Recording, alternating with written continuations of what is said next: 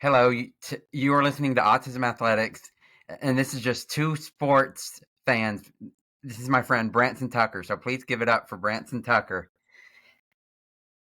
Awesome. Glad to be on. Yeah, so how did you get into sports? Oh man, I got into sports. Being able as a spectator, somebody who loves sports, I got into it by going to a garage sale with my dad. And whenever I got the opportunity, we finally found this older guy in Cartersville that was selling cards. And when he was selling cards, he said, "Hey, look, I've been out here for 3 days. It's rained every single day, and I'll just give you these cards for $20." And gave me my dad handed him a $20 bill. We walked back with shoe boxes full of baseball cards that were kind of hard plastic, great condition. I mean, there was 10 Chipper Jones rookie cards. There were Andrew Jones rookie cards. There was A-Rod rookie cards. All these cards this man spent all this time collecting and all this stuff, and it really started me down a journey of really falling in love with sports outside of just growing up playing them. Okay, yeah, I was gonna ask, did you grow up playing, but you kind of answered that. But Yeah. um, so I'm not really a huge baseball fan, but I know you are. So break down. You like the what? Red Sox and Braves? Yeah, so I'm a diehard Braves fan, but I also do really like the Red Sox. Back before they had designated hitters on both sides, I used to you would find a team on the other side that you really liked, and that was for me the Boston Red Sox. They were an underdog in many cases compared to the Yankees, especially growing up. So that was a team that I really fell in love with. But the Braves are probably my favorite team, obviously being born and raised here in Georgia. Yeah, I remember when we went to the Braves game together. Hmm. You like knew their entire starting lineup and what position. Oh yeah, So you must really yeah. know your stuff. I really love the Braves. Yeah, they're. I mean, I listen to podcasts about them. I follow them. I was so excited whenever they finally were able to be found on a streaming service. Not that they were anything fun to watch this year, but you know, it was still nice to be able to have access to them again outside of the deal that they had being on cable TV. Yeah, But yeah. yeah, it was kind of tough. Weird kind of capable situation. Yeah, you would think that a league that has so much money would have figured that out a long time ago, like the NFL did. College football had it before them. I mean, granted, those teams and but basketball also. I mean, you know that being a huge basketball fan. I Yeah. mean, if you don't have cable, then you only get the best games of whatever the week is, and Yeah. if your team's not on it, then you're Oh, not going to sorry. see it. Yeah, I can't even watch my Hawks play. It's ridiculous. I know, I know, and that's tough, and that's tough. So, But yeah. how do you think? Well, we can start with either team, but how do you think? We'll start with the Braves. How do you think they did this year? I know it wasn't the best year, but break down what you think. So, my opinion of the Braves, I didn't think they did really good this year, but I think that they've been heading this way for several years since they won the World Series. And there's a team that I generally, whenever I'm talking to people, can explain, hey, look, this is why this team is is very comparable when it comes to several different avenues, and that's the Houston Astros. And the reason I say that is because their payroll is within 10 to 15 million of each other year in and year out. But if you look at the Astros over the last 10 to 15 years, they've won a couple World Series, they've had really good head coaches, and they've made the right decisions. Where the Braves have struggled is they've made decisions that are not good um, when it comes to like free agent signings and different things like that. And so whenever you look at the Braves, you watched Freddie Freeman walk in free agency. You watched Max Fried walk in free agency. You watched Dansby Swanson walk in free agency.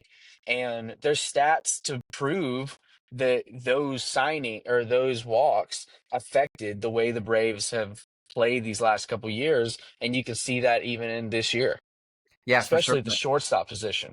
For sure, those are big time players. Hmm. Yeah, Yeah. they made a world of difference. The Braves didn't have a pitcher that pitched 32 games this year like Oh, wow. Max Fried did. I mean, they didn't. I mean, the closest thing they had was Bryce Elder, and he had a over 5 ERA, and that's not good. That most teams are not wanting to start a guy with a 5 ERA, not No. even in their fifth slot. And we had to pitch him in a third slot a lot of times. Especially Strider struggled this year. There was a lot of other issues that really shaped that decision. But now the Braves are in a crucial position because you no longer have a manager, you don't have a shortstop, and you have a lot of other issues that are going to either have to be addressed. And it's not going to be to blame on this manager, whoever they hire. It's going to be on Alex Anthopoulos, their general manager.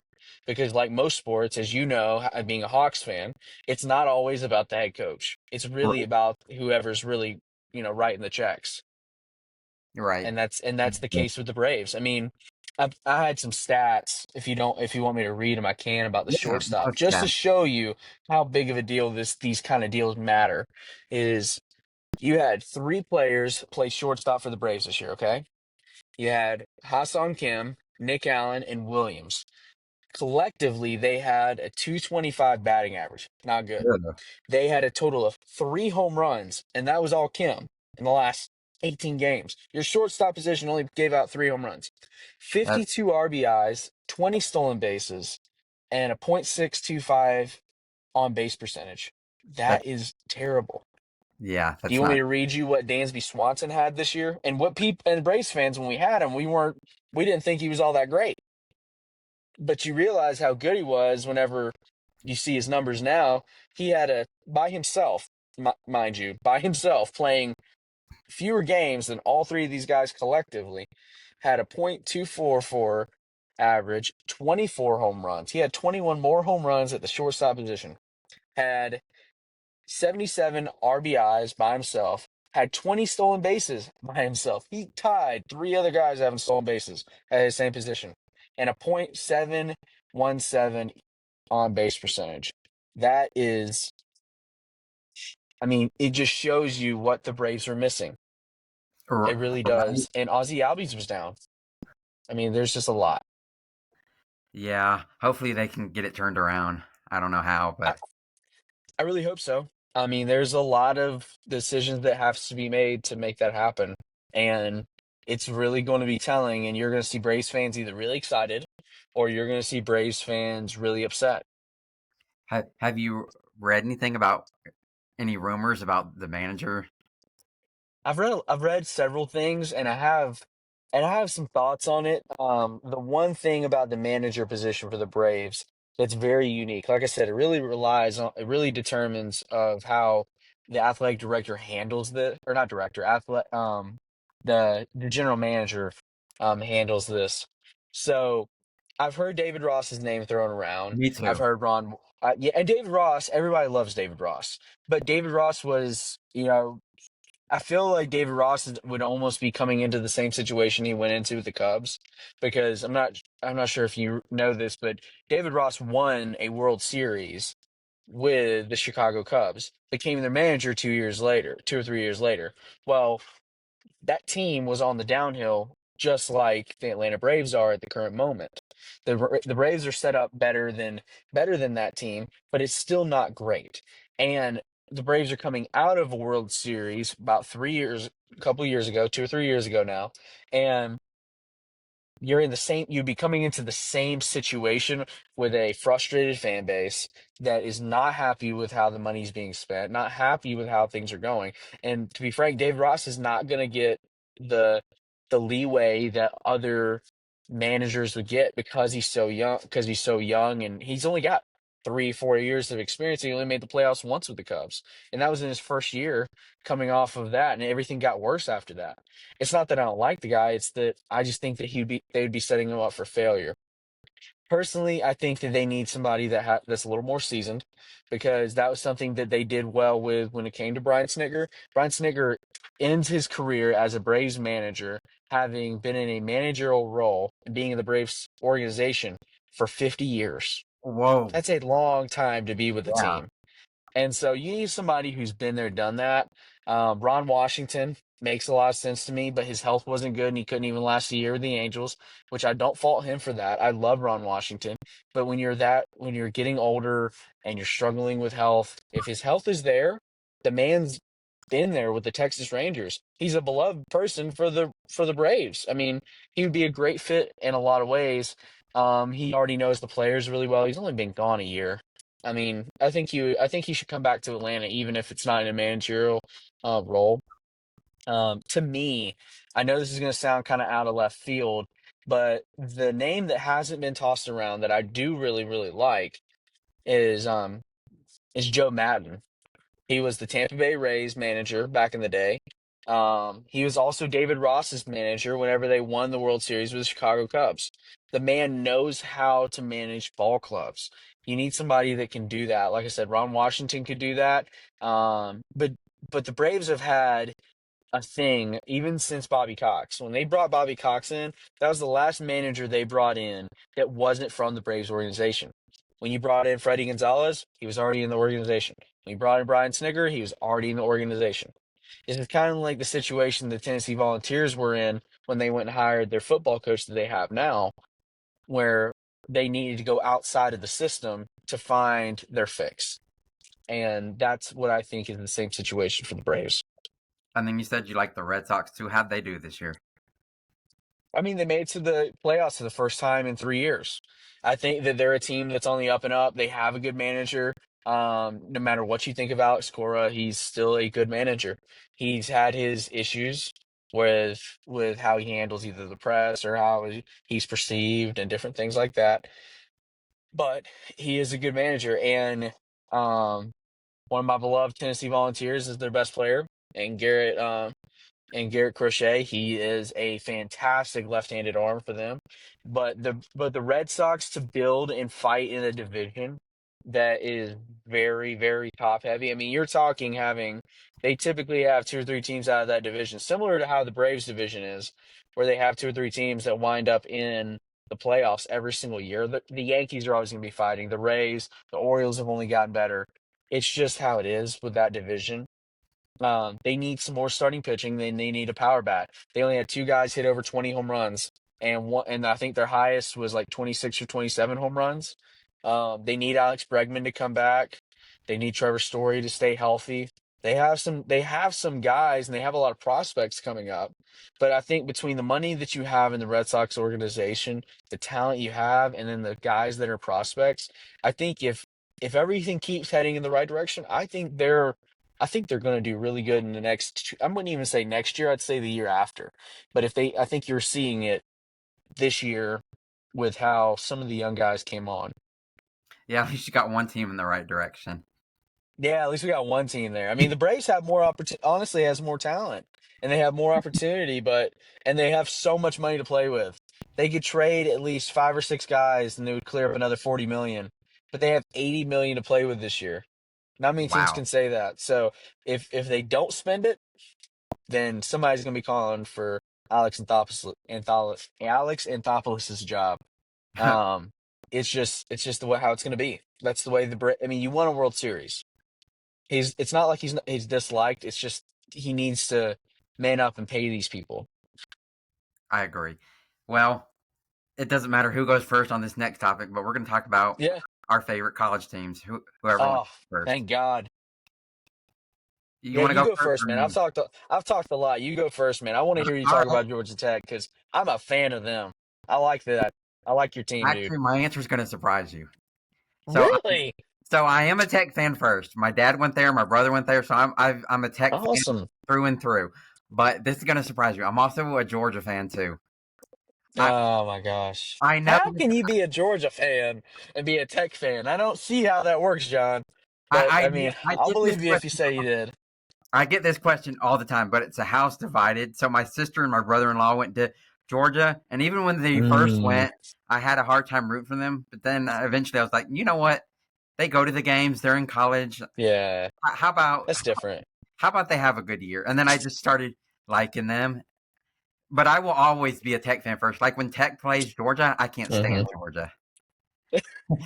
But yeah, Well, I but will see, always. I think that you have a valid reason though. Like if you have family that went there or you have friends that went there, I think that gives you, I think that gives you skin in the game. If you told me Yeah, you were a Tech fan because you had family, but then you're like, hey, look, I live in the state of Georgia and Georgia's won multiple national championships. I'm just gonna be a Georgia fan. Then I would be like, okay, come on, John. But you have actual reasons. So that makes sense. appreciate that. Yeah, I don't Hmm. I try not to bandwagon. I don't blame you. So so I'll get into what I think of both teams this year. So I followed them Hmm. both in football and basketball, but especially football. So I'll get into that. So Hmm. I'll start with Tech since that's my team. Uh they're 5-0 and I'm really excited, but they've had several close games against teams that Yeah. like Colorado and Clemson, they have not turned out to be good. Like they have some games they should be. I hate to say blowing them out, but they shouldn't be as close as they have been. But Yeah. that does show you that they're clutch and they know how to win close games. So when it's close, you're not going to count them out. Hmm. And then what I love about them is they're just tough. Their quarterback, even though he missed the game with injury, he's tough as nails. He's so tough. He's taking like 10, 15, sometimes 20 carries a game, and I think he's the best runner at the quarterback position in college. They got weapons and like Jamal Haynes at running back. Their defense looks Hmm. better, and then Yeah. their kicker Aiden Burr. I don't think he's missed all year. He's so improved. He made a 55 yarder to beat Clemson. He's on. I think he's gonna go to the NFL. I think he's been that good if he can I keep wish we had him. I wish we had him a couple weeks ago. We'd beat Georgia. We right. had that guy. Same day. Same day. I wish he could have just drove up the street, you know? And then so I went to the Georgia Tech Temple game with my dad, and that was I really saw fun. that. They were I up saw that. 21-0, and I was like, oh, they're just going to absolutely destroy them. And they ended up winning pretty good, but it got kind of, they didn't play as well down the stretch. Yeah. And they've struggled a little bit with But turnover. did they put in backups? Did they put in backups for that point or did they not? No, not really. I didn't watch the game, but No, they didn't no. really put him back because it never got more than like 20-21. So, yeah, they I never. gotcha. They had a game. It was Gardner Webb, but their backup quarterback Philo played, and he had a couple turnovers to start, but then he ended up with like 300, 350 pass yards, and we blew him out. So it's Hmm. nice when you have a. I know it's Gardner Webb, but and he played a little bit last year when King was hurt, but it's nice when you can have another quarterback you can rely on, and he's a different. Yeah. He's more of a passer. Yeah. Well, I mean, I think that what makes Georgia Tech so special is Haynes King in a lot of ways, especially in the offense. But your coach, you got a heck of a coach, man. Yes, You really do. he's not always the best of the media, but I love him. He's putting the team in the right direction, and he seems like he truly wants to be there and be there for his players. Speaking of like that exact same thing, like Josh Heupel, I personally think he does okay with the media, but a bunch of people think like he just doesn't do great. And we've had people that like Lane Kiffin, Butch Jones. We've had several people that were terrible with the media, or that were great with the media, but terrible on the field. And that's something that really can speak to it. I'd rather have a coach that wins than a coach that can just be a used car salesman at the podium. Yeah, that's what I did not like about Jeff Collins. Our Oh, he was that. He was that completely. and then I'll one last thing. So I'm gonna get into Georgia. So what I think about Georgia Hmm. this year, I still think they're a good team and they can be a playoff team and an SEC contender, Hmm. but I don't think they're as dominant as they were. So I agree with that. against Tennessee, did win the game, but if Tennessee, and I know you don't want to hear this, but if Tennessee makes that field goal, they don't win that game, and they're a two-loss team. They're probably out of. I know you can make it with two losses, but they're probably out of Yeah, two. I mean, we did. We made it with two losses, Yeah, and that wouldn't have been near as bad a losses as we yeah, had. yeah. And Georgia still got to play Ole Miss. Texas isn't good, so I'm not worried about them anymore. But they still got to play Ole Miss and Texas is garbage. Georgia Tech, so they've got a tough schedule coming up. And once they finally got into SEC play, so and then my takeaways from them is I like Gunnar Stockton. I think he makes good decisions. And last game Hmm. he was running the ball really well against Kentucky, and I think they need to Yeah. use. I think they need to use him more as a runner.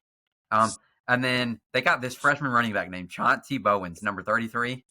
He is a stud. He's like 220. He is. And then they got Nate Frazier. Yeah, And then Zachary Branch has helped at receiver. So he some has. weapons. That boy is like a He's like if you went to Madden and you made all the agility and catching ability, speed, everything like 99%, then that's what you get with Zachariah Branch. But the thing is he gets the ball only a couple times. I feel like you need to go back and make him what you made Lad McConkey and what you made Brock Bowers because that dude is just he's electric with the ball in his hands. But your Yeah. running backs, like you said, I mean, they're all really good, but no one thought they were going to be great before this season. Like they weren't in anybody's magazines or anybody's TV shows or anything like that. They're just really good. They're really talented. As much as I hate saying that, John. So here's my negatives with Georgia. So I think their secondaries Okay. played horrible this year. I think They have. both Tennessee and Alabama ate them up. And if Ryan Mm, Williams catches that touchdown, their secondary looks even worse. Like, yes. yeah, but they Tennessee, and all respect to Joey Aguilar, he's been better than I thought he would. Oh, But yeah. but Georgia's secondary's just been getting torched, I it's mean, the not just first touchdown pass, that was a DB that is just young that fell. And like you said, that's something that Georgia hasn't had in a long time. They haven't had struggling DBs like that. And like you said, I mean, we had one receiver. I'm not sure if you know this about Tennessee and Georgia, but we haven't scored more than 21 points in a game, I believe, in like 3 years against you guys. And they had that in the first quarter with geez. Joey Aguilar. Yeah, And that that's just not, really shows you where the defensive backs were. and I don't just want to blame it on the defense back. You got to get more pressure on the Yep. quarterback too. Do you think it's recruiting? Because I mean, the talent. I mean, every recruiting ranking I see has them getting all these 5 stars. It's kind No, of making me wonder if it's the defensive coordinators they've had since then, because the talent is there. Like the 5 stars are there, but you've had your defensive coordinators go off. You've had really good defensive coaches go off. I mean, Syracuse has a defensive backs coach that was at Georgia that is took them to 11-2 in this first season. Then y- you have a coach that's across the country, leading Oregon, yeah, I was just and going to say that Lanning. Mhm. I mean, it makes me wonder if that's been a large part of Georgia's struggles, because, like you said, they're not getting pressured. You don't have everybody's like, oh, you don't have all these guys that are like on the Eagles now, and all these guys that are in the NFL. I'm like, you're still putting guys in the NFL. You're still recruiting really well, and it's not like they're not playing good. It's just they're not playing good together. Right? And when Nick Saban was there with Alabama, he was lucky to have like Lane Kiffins and Steve Sarkisian. Hmm. I know that's more offense, but Yeah. But he still had his defensive guys. Kirby Smart. There you yeah, go. yeah. Kirby Smart. Jeremy Pruitt did pretty good. He's a good defensive coordinator for him. I mean, they've had that. Don't let anyone fool you. I mean, Alabama, like you said, it matters when you have a good coordinator. I mean, I believe they had. I'm not sure. I could be wrong, but I'm pretty sure they had Lane Kiffin at early on whenever Kirby Smart was still the defensive coordinator, and that's insane. Both of those guys are leading two top 10 teams right now. And then another thing, last thing about Georgia. A lot of people, and I'm included, don't like Mike Bobo, the offensive coordinator. I don't know a Georgia fan that likes Mike Bobo. I don't know what he was thinking. Like, why in crucial situations is he putting our, I guess you could say, third or fourth string running back Cash Jones? And I know Hmm. he's more the receiving back, but why are you putting him in the? And why aren't you? And I always say take the points. Like, why isn't Georgia taking the points, kicking that I field? mean, Tennessee should have done that. Tennessee should do that in multiple games, and that's where we wound up in more trouble than anything. I remember a game last year. Mike Bobo just kept running the same up the middle, and it wasn't working. I'm like, what are you Hmm. doing? I miss. So a couple years ago, when they won the national championship, they had Hmm. Todd Monken as their offensive coordinator, and Mm. he's now with the Ravens. He was amazing. He would change up play calls. He was fantastic. He would do reverses. He would do quarterback runs. He knew how to get Brock Bowers, who's unbelievable. He knew how to get him involved. Like he was the best coordinator. Yeah. I miss him.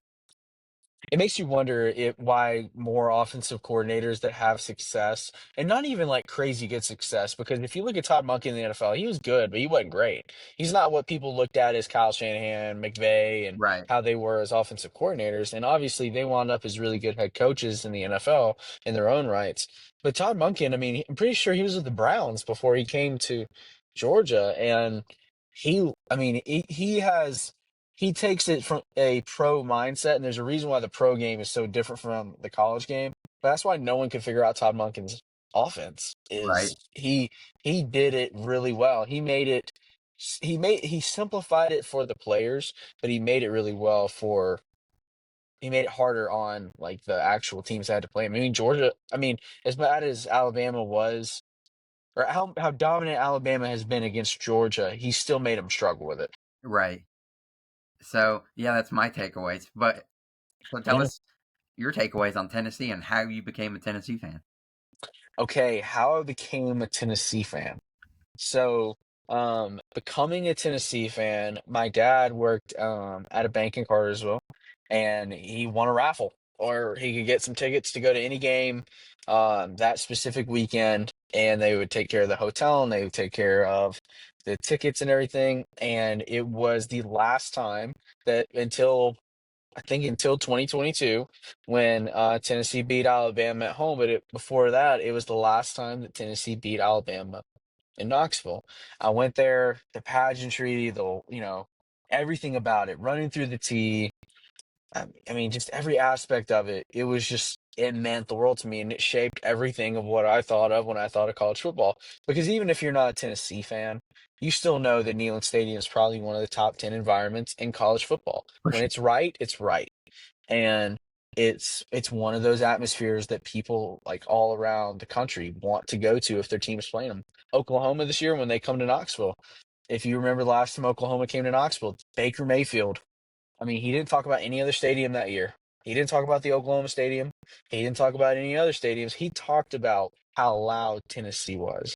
And for me, that's how I fell in love with Tennessee. I still have a lot of different things that I got from that day. I've only collected more stuff from there, and that's how I became a Tennessee fan.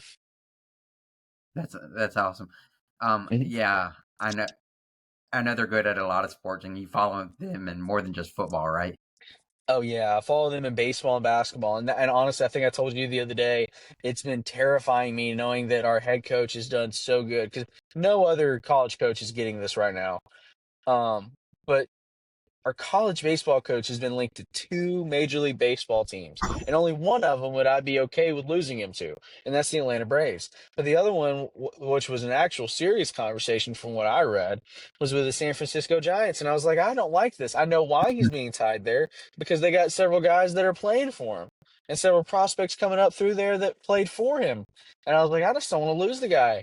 He's one of the youngest coaches. If you look up the top 10 coaches right now in college baseball, you have all these older guys at Vanderbilt, Arkansas, LSU, all these different places. And Tony Vitello is probably hands down 20, 30 years younger than almost every single coach on that board. Oh, And he won a national championship for us. He's won multiple SEC championships for us. And if you just go watch an interview with him, you see why everybody loves him. And I just hate the idea of losing him. And then on the basketball side, we're supposed to be the best we've been since 2 years ago with Dalton Connect. This year, the big get was Nate Emmett. If he's everything that everybody thinks he is, his granted, I'm not saying this, but I've read this plenty enough, and I will not say this until I see it with my own eyes. But everyone says that Nate Emmett's the best thing since between Dalton Connect and what Kevin Durant was oh for Rick wow. Barnes at Texas. He is I believe he's 6'10". He's built just like Durant. He plays just like Durant. If you go watch his highlights, it looks like it. But there's a difference when you're playing against high schoolers compared to when you're playing against people in the league and playing against people in the G League or college or overseas. It's different. And we did really good in the portal, but Nate Emmett's supposed to be the next thing. And I mean, I know I'm a Tennessee homer when I say this, but if you look at where we've ended the last couple years, we've had all three of our baseball, football, and basketball teams all within our baseball team and our basketball team's been within the top 10. Oh, Our dang. football team made it to the playoff.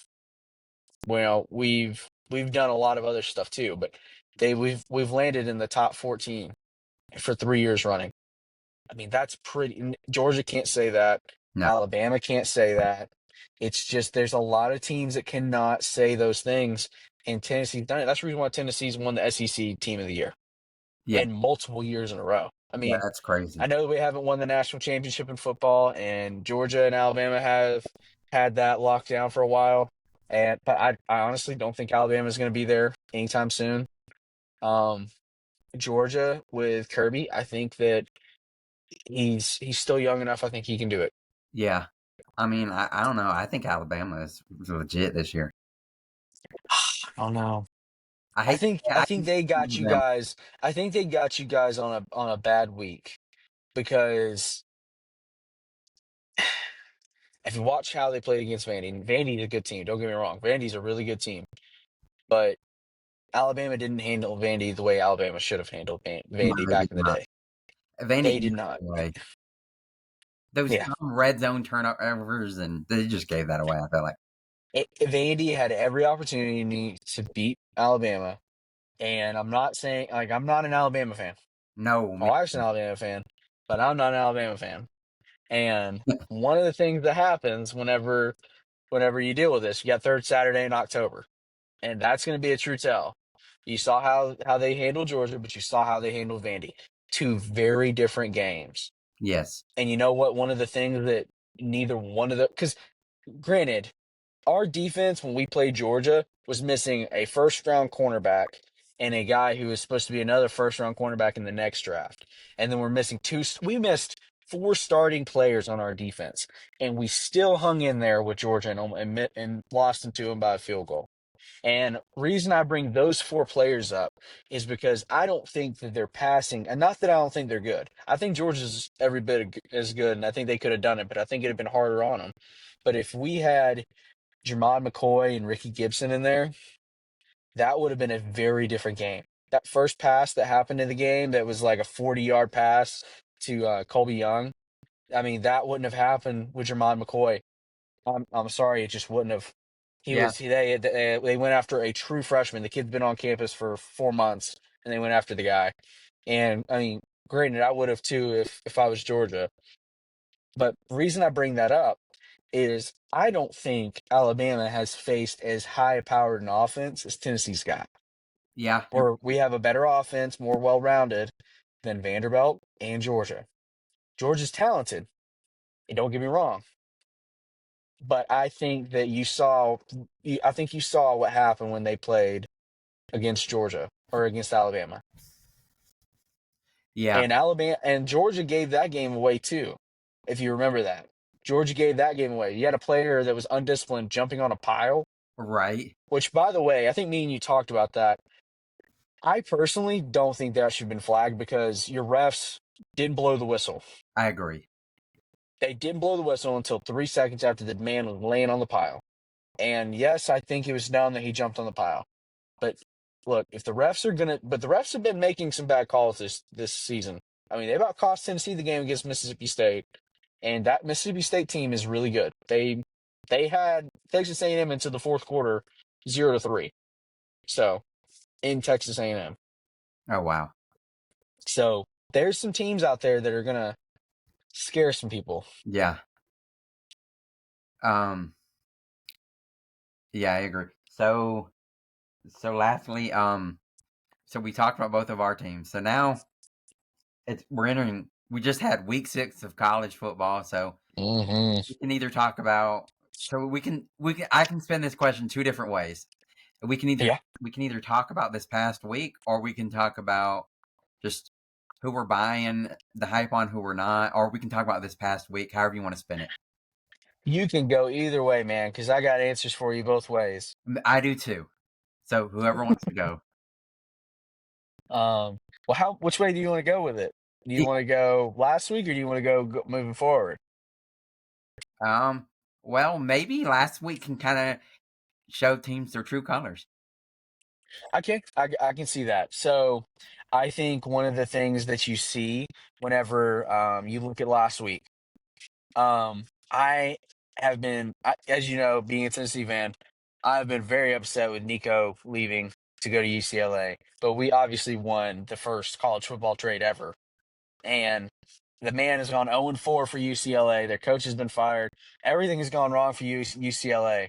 But you have a situation of them go hosting Penn State. This shows you why also that you should not be doing these conferences where they have teams from all over Oh, it's the ridiculous. entire United States. It's ridiculous. Stanford's football equipment team took a week to get all their equipment over there.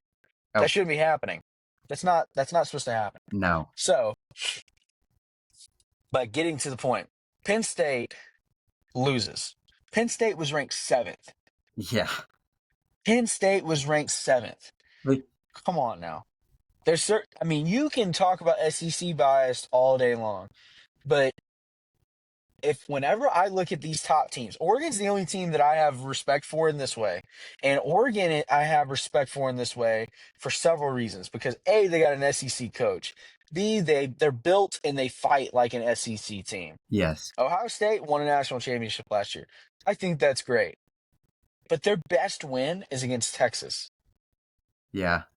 Their best win is against Texas. That's our number one team in national and college football right now is Ohio State, and their best win is against Texas, who has two losses, and one of them was in the swamp to Florida. And Florida is supposed to fire their head coach this year, and Texas might be the only team that they get a win from for a while. Yes. And so Ohio State, I'm not quite sold on. Indiana never plays anyone. That blows my mind, and it frustrates me every time. Texas Tech, top 10 team right now.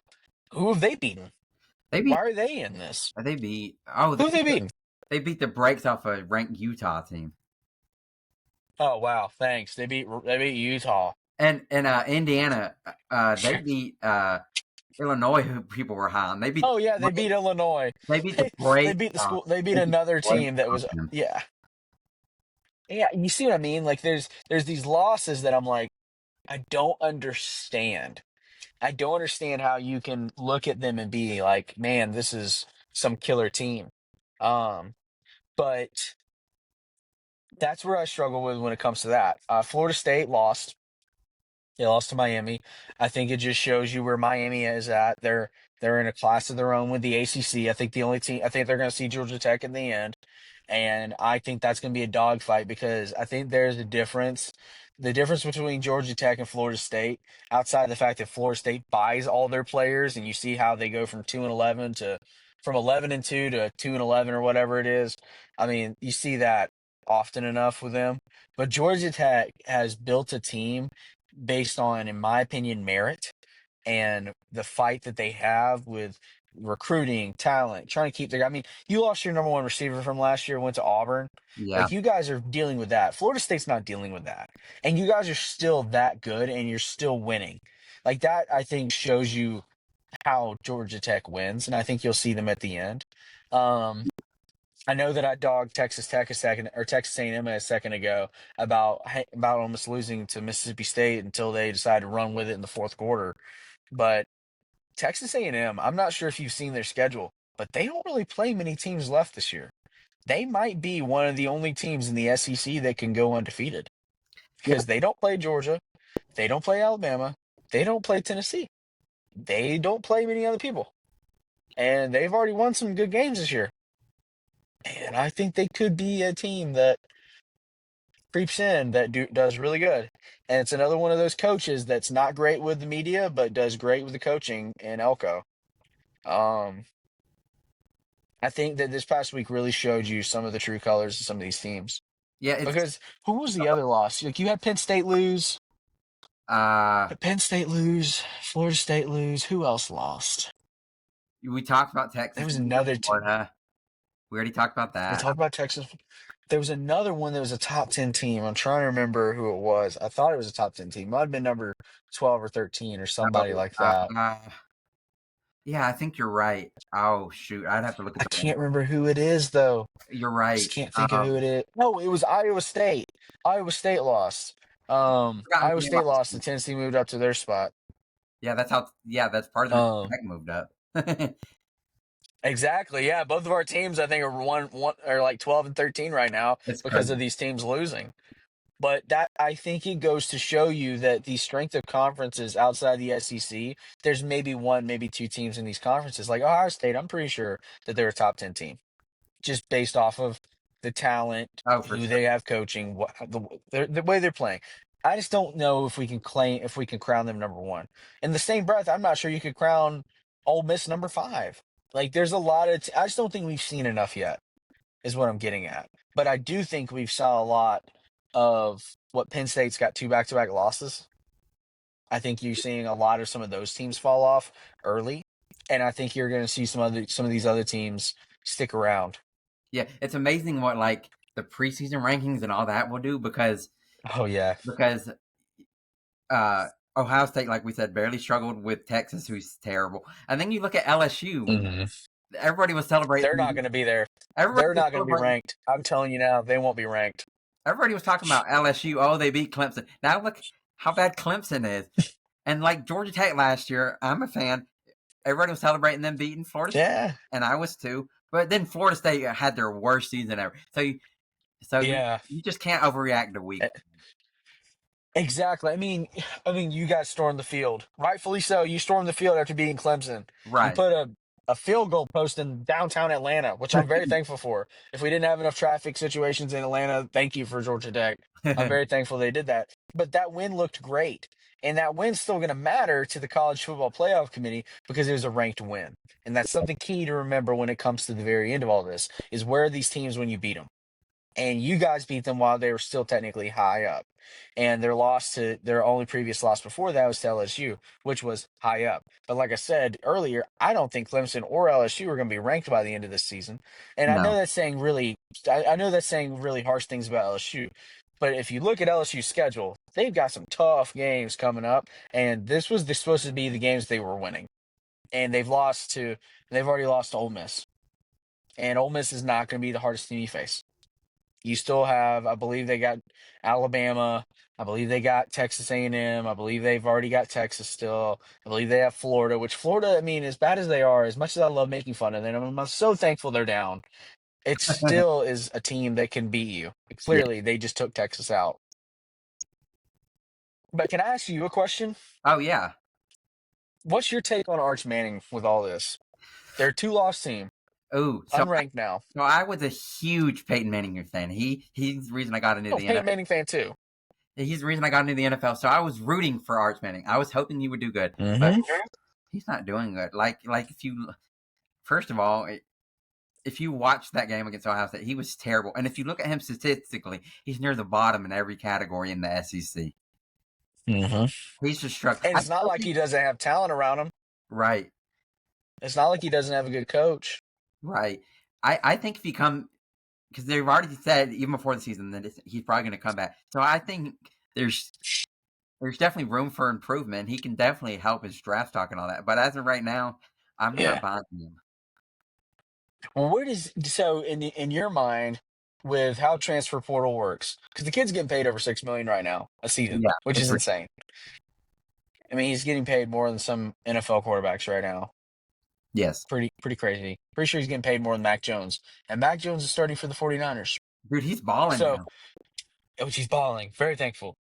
So that's a whole nother subject, but yes, like that's my point. He's getting paid a lot of money. In this world of getting paid a lot of money and being in college, and you're Arch Manning, let's say you go lose another game or two. Let's say that things just keep getting worse. And Sark's already got more five-star kids lining up right behind him. Sark has already been so close to winning it before. Does Arch transfer? Right, he very well could. I mean, he's got ties. Not saying I would love him in Tennessee. And I think, honestly, I think he would fit better in our system than what Texas has for him. But there's also other schools like Ole Miss that he's got ties to. Yeah, that's There's Alabama is going to be needing a quarterback next year because Ty, I think, is a one and done this year. I mean, yeah, there's other schools that, you know, it's going to matter. yeah. And I think that could be a big part of this. Yeah. I'm not a big fan of NIL. I get it, but it just takes what I don't. I'm tech. not either. So this is a crazy. So there was a basketball player named Ace Bailey. I don't know if you've heard of him. Hmm. He went to McEachern and now he's on the Utah Jazz. But he was making over $1 million in high school. That's Yeah. ridiculous. And the thing is and I'm not saying kids don't deserve to make money off of their name because people have been doing that for years. And in NIL, everybody acts like NIL was something new and these schools and these kids are doing something wrong. These schools are paying these kids way before. If you think about it, the reason why we got Josh Heupel is because Jeremy Pruitt was paying kids out of McDonald's bags. I Right. mean, money was being exchanged way before this. I think that the amount is pretty crazy. But I think that one of the things that not just these kids, and it's not even like fully the kids' fault, I think, with some of this, but the world has told them to spend the money the way you want to spend it, and they haven't even told them how to use money and how money works. Right. Like, like, could you imagine having the conversation with Nico saying, "Hey, look, I know we made it to the playoffs last year. Your numbers weren't really that great at Tennessee, but you were already getting paid $2 million. He wanted to get paid $4 million. So he said that he was going to leave Tennessee, goes to his home state of California to go play for UCLA, was offered a little over $1 million, and he's making less than Joey Aguilar, getting paid the same amount, but the taxes in California are so bad that the guy is not making half of it. Yeah, it's crazy. Yeah, Why we're not educating they're not educating these kids on how this stuff works. no, But that's why. that's a whole nother ball game. But Yeah, that's why you see some of these athletes go broke. it is. I mean, Allen Iverson talked about it. Talking Yeah, about an NBA legend. He talked about it big time. He didn't know how to deal with it. I mean, there's so many of them that is such a big deal that they don't know how to make money. Like, I'm not sure if you like. There's some of them that do, and there's some of them that figured it out. Like Miles Kitselman, the starting tight end at Tennessee, was a walk on at Alabama after transferring from JUCO. He transfers to us. He was supposed to just be our number 3 tight end. Turns out he's going to be our number 1 tight end, and that worked out really, really well for us. But the situation is his NIL money. He's flipping houses in Knoxville. I mean, that's how you use money the right way, yes. And then one last or thing. give it away. Yeah, one last thing on NIL. So I don't like the idea of just paying somebody just to come to your school.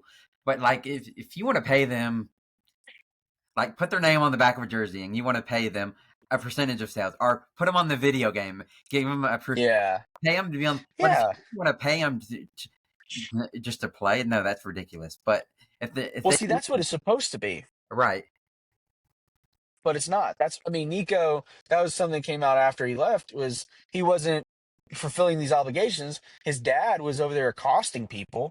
I mean, you can't go off doing these things. right. And they're not fulfilling their obligation. It is pay for play. You're right. It does have some benefits though, because it does give teams that wouldn't normally get high recruits, it gives them a little better chance. And like I Yeah. said, like you can have their name on the back of the jersey, you can play with them on the video game, so it has some benefits. But I mean, the amount of jersey sales that Georgia Tech's gotten off of Haynes King. that The kid's making money. But Georgia Tech's gotten. I mean, if Georgia Tech keeps heading the way they're doing, NIL is going to be their best friend. yes, I and, guarantee you, and you know what's because they're crazy, not going to lose their best receiver over there to Auburn. and you know what's crazy, they're doing so well, they just signed a deal with Under Armour. Did you see that? They signed No, I a, haven't. yeah, to do their uniforms, they're going to switch to Under Armour. They were See, champ. Tennessee just did that with Adidas. Yeah, they were Tennessee champ. just did this with Adidas, and the They were amount of money they're throwing around. they were like Champ Sports or somebody. Russell, I think it was for the longest time. You've never Russell, heard of. And then they switched to under Adidas this year. And now they're getting a big deal with Under Armour, so they're becoming a big thing. good for them. Good for them, because those kind of deals are real, real, real deals. Because Yeah. I mean, I don't know about Georgia Tech, because you're breaking news for me, man. Like, that's the first time I'm hearing about Under Armour. Under Armour's got some serious money to throw around. Yeah, But Adidas did the same thing with Tennessee. They made us their flagship school, and the numbers haven't been released, but they're already saying it's over $10 million a year that gets thrown into NIL, yeah, that's which is crazy. insane. But that's going to be divided up across all sports and everything. But that's going to matter.